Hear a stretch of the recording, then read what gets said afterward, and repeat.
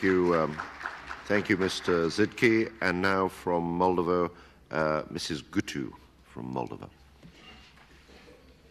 Président, je voudrais également exprimer le regret qui a été mentionné dans ce forum à propos du fait qu'aujourd'hui nous n'avons pas un débat d'urgence sur la Russie entre les deux élections.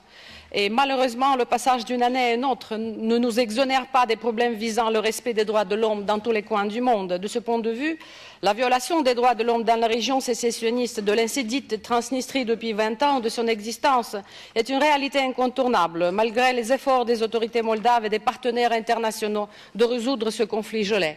Et malheureusement, encore une fois, un des participants au format de négociations 5+2, la Russie, n'aide pas du tout à la solution de ce conflit gelé.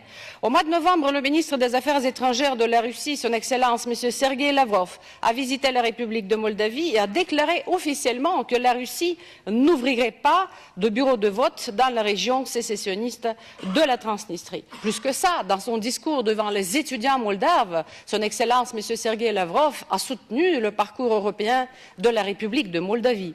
Hélas, quelques jours après, dès son retour à Moscou, les officiels russes annoncent l'ouverture de 24 bureaux de vote dans la région sécessionniste de la Transnistrie, à part les 3 autres bureaux de vote officiels ouverts par l'ambassade russe. Selon les données statistiques, 52 000 citoyens russes auraient voté le 4 décembre 2011.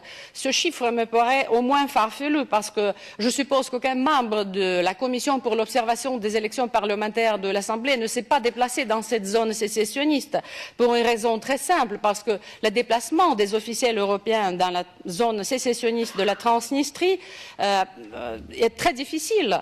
Aujourd'hui, les tensions se sont accrues après l'incident du 1er janvier 2012, quand un jeune moldave a été tué par un pacificateur russe. Je crois que les déclarations scandaleuses dont a parlé mon collègue Giletsky de l'ambassadeur russe auraient mérité l'expulsion de l'ambassadeur russe en République de Moldavie.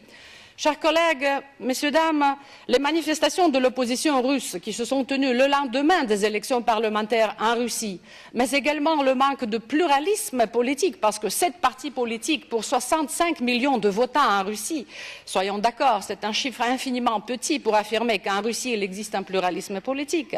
Le manque de l'expression, de la liberté de l'expression en Russie, mais également l'engagement politique des médias en Russie nous parle déjà que la démocratie en général en Russie cloche et la démocratie électorale en particulier.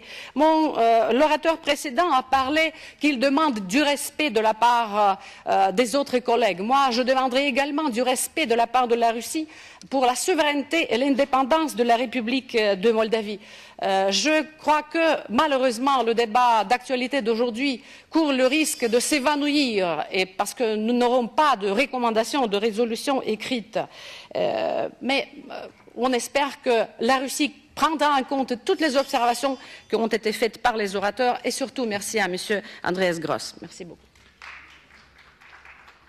Thank you very much indeed, Mrs. Guto. Just to correct the record, Mrs. Guto is a member of the ALDE group and not the EPP, as is shown on the speakers list.